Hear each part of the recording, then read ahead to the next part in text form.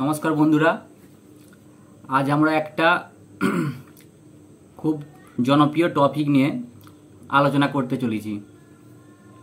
তার টপিকটা হলো এই যে পশ্চিমবঙ্গ হচ্ছে একটি রাজ্য না একটি দেশ, তা সেই বিষয়ে আলোচনা করব। তার আগে বলে রাখি বন্ধুরা, আমার এই ছোট্ট ইউটিউব চ্যানেলটিকে লাইক এবং সাবস্ক্রাইব করে দেবেন, যাতে ভবিষ্যতে আরও নতুন নতুন ভিডিও আপলোড করতে আমার মন উৎসাহিত হয়।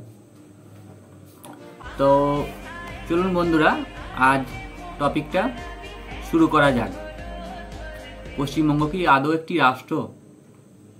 এই নিয়ে ভারতীয় যুক্তরাষ্ট্রের অঙ্গরাজ্যগুলিকে ইংরেজিতে স্টেট বলা হয়, যেমন state of West Bengal, state of Bihar, state of Jharkhand, state of Tripura ইত্যাদি। কিন্তু সঠিক অর্থে বাংলায় দেশ বা রাষ্ট্র বলা যায় না। বাংলায় রাজ্যগুলিকে প্রদেশ বলাও হতে যায়। পশ্চিমবঙ্গ হচ্ছে ভারতের 28টি অঙ্গরাজ্যগুলির মধ্যে একটি রাজ্য।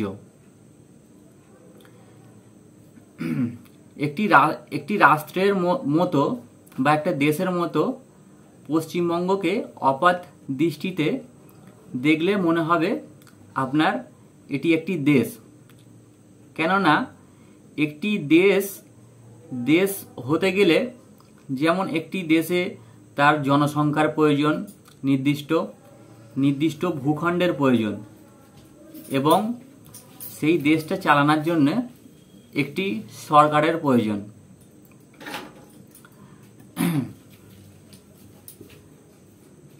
এছাড়াও আর একটা জিনিস খুবই প্রয়োজন, সেটি দেশের মান্যতা পেতে হলে, সেটি হচ্ছে সার্বভৌম ক্ষমতার অধিকারী।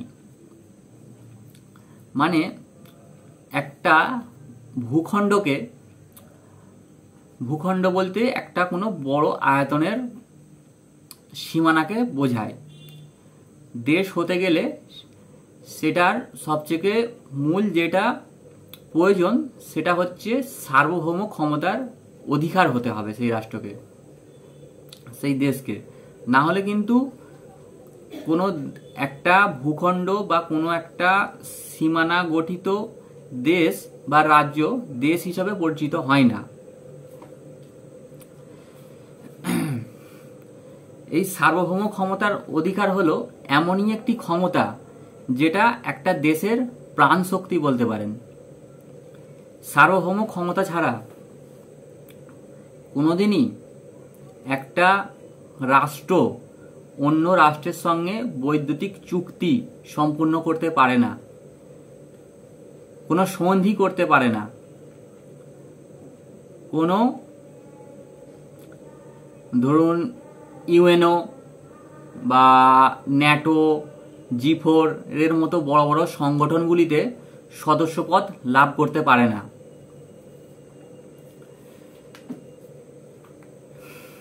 অতএব সার্বভৌম ক্ষমতা একটা দেশে অবশ্যই প্রয়োজন। অপার দৃষ্টিতে আমাদের যে ভারতবর্ষ আছে না, যেমন ভারতের যে প্রকৃতি বলুন, যেমন ভারতের উত্তর সাইডে চলে যান, দেখবেন যে পাহাড়, পর্বত, তুষার, বরফ সবই খুঁজে পাবেন। এবং দক্ষিণ দিকে চলে যান, মালভূমি দেখতে পাবেন। ড্রেকেন ট্যাপের মতো বড় বড় মালভূমি আছে। তারপরে আরাবল্লী পর্বত, বিন্ধ্য পর্বত, হিমালয় পর্বত, বিভিন্ন পর্বত ভারতকে ঘিরে আছে। এবং ভারতের দক্ষিণ দিকে ভারত মহাসাগর, এবং পূর্ব দিকে বঙ্গোপসাগর, এবং পশ্চিম দিকে আরব মহাসাগরের মতো বড় বড় সাগর আছে। এবং প্রতিবেশী দেশ হিসেবে ভারতের দেখতে পাবেন একদিকে পশ্চিমে পাকিস্তান, পূর্বে বাংলাদেশ, মায়ানমার, চীন, তারপরে দক্ষিণে শ্রীলঙ্কা, মালদ্বীপ, আফগানিস্তান, এসব দেশ ভারতের সীমানার সাথে যুক্ত আছে। সেরকমই অপার দৃষ্টিতে আপনি যদি একটি পশ্চিমবঙ্গের দিকে তাকান তাহলে দেখবেন যে পশ্চিমবঙ্গ কিন্তু কতগুলি ইন্টারন্যাশনাল বর্ডারের সঙ্গে যুক্ত বা শেয়ার করছে, যেমন বাংলাদেশের সঙ্গে, ভুটানের সঙ্গে, নেপালের সঙ্গে। আবার পশ্চিমবঙ্গ রাজ্যের এমন একটা মহত্বতা আছে যে এটি কতগুলি ভারতের রাজ্যের সঙ্গেও বর্ডার শেয়ার করছে, যেমন উড়িষ্যা, ঝাড়খণ্ড, বিহার, আসাম, এই সকল রাজ্যগুলির উপর। তা অপার দৃষ্টিতে দেখতে গেলে পশ্চিমবঙ্গেরও উত্তর দিকে যান, সেখানেও দেখতে পাবেন পাহাড় পর্বত, এবং দার্জিলিং, সেখানেও শীতকালে বরফ পড়ে দেখতে পাবেন। এবং পশ্চিমবঙ্গেও বিস্তীর্ণ সমভূমি আছে, এখানে সমভূমির অভাব নেই। সেই সমভূমিতে ধান, পাট, বিভিন্ন খাদ্যশস্য, আলু এইসব চাষ হয়ে থাকে। এবং পশ্চিমবঙ্গের পশ্চিম সাইডে যদি যাওয়া যায়, পুরুলিয়া, বাঁকুড়া সাইডে, ওখানেও আমরা মালভূমি অঞ্চল পাব। এবং সেই অঞ্চলে প্রচুর পরিমাণে, পুরুলিয়া ছোটনাগপুর অঞ্চলে বা ঝাড়খণ্ড ছোটনাগপুর অঞ্চলে প্রচুর পরিমাণ খনিজ সম্পদ আছে আমাদের।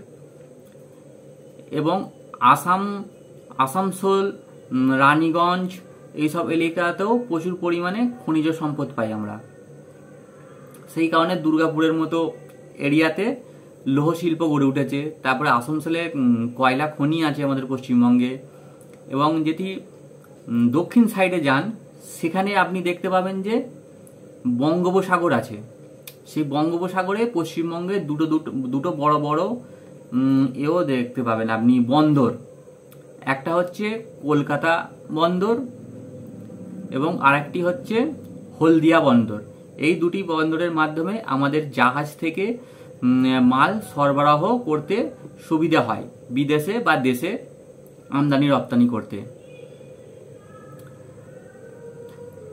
সুতরাং একটা দেশ গঠিত হতে গেলে শুধুমাত্র ভূখণ্ড বা প্রকৃতি, সরকার, তারপরে সেই দেশের নির্দিষ্ট একটা জনগোষ্ঠী, এসবই কিন্তু মেন জিনিস না, আসল জিনিস নয়। একটা দেশের স্বীকৃতি পেতে গেলে অবশ্যই একটা দেশকে সার্বভৌম ক্ষমতার অধিকারী হতে হবে।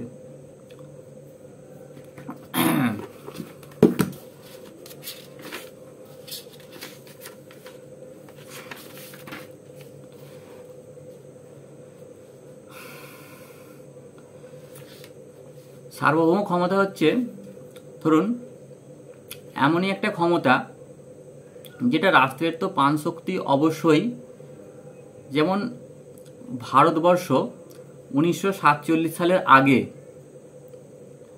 কিন্তু রাষ্ট্র ছিল না, সেটাকে ভারতবর্ষ নামেই আমরা চিনতাম। তার সঙ্গে পাকিস্তান, বাংলাদেশ, আমাদের ভারত যুক্ত ছিল।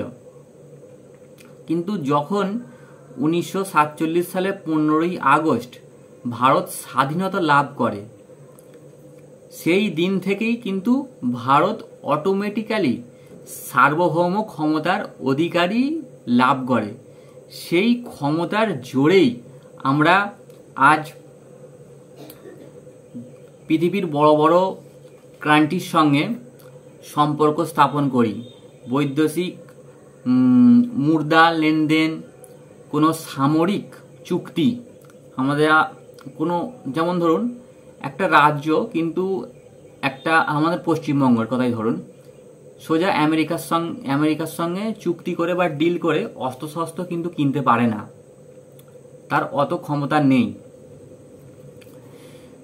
কিন্তু ভারতের কিন্তু এটা আছে। কেন আছে না ভারত একটি স্বাধীন রাষ্ট্র, সার্বভৌম ক্ষমতার অধিকারী। সেই ক্ষমতার জোরেই আজ ভারত পৃথিবীর সমস্ত দেশের সঙ্গে সামরিক চুক্তি করতে পারে, কোনো ইন্টারন্যাশনাল মিটিংয়ে যোগদান করতে পারে, কোনো কূটনৈতিক চুক্তি করতে পারে ইত্যাদি। অতএব বন্ধুরা, আমি আশা করি এটুকু বুঝতে পারছেন পশ্চিমবঙ্গ একটি দেশ নয়, পশ্চিমবঙ্গ অবশ্যই হচ্ছে একটি রাজ্য। ভারতের যে 28টি অঙ্গরাজ্যগুলি আছে সেই অঙ্গরাজ্যগুলির মধ্যেই হচ্ছে আমাদের পশ্চিমবঙ্গ হচ্ছে একটি রাজ্য। নমস্কার বন্ধুরা, আশা করি ভিডিওটা আপনাদের খুবই ভালো লেগেছে। তাই নেক্সট ভিডিও আমি এরকমই একটা শিক্ষামূলক ভিডিও আরও দেওয়ার চেষ্টা করব। আপনারা যদি আমার ভিডিও শুনতে বা দেখতে ইচ্ছুক থাকেন কমেন্টে জানাবেন এবং লাইক সাবস্ক্রাইব করে দেবেন এবং চ্যানেলটিকে পারলে শেয়ারও করে দেবেন। নমস্কার, জয় হিন্দ, বন্দে মাতারম।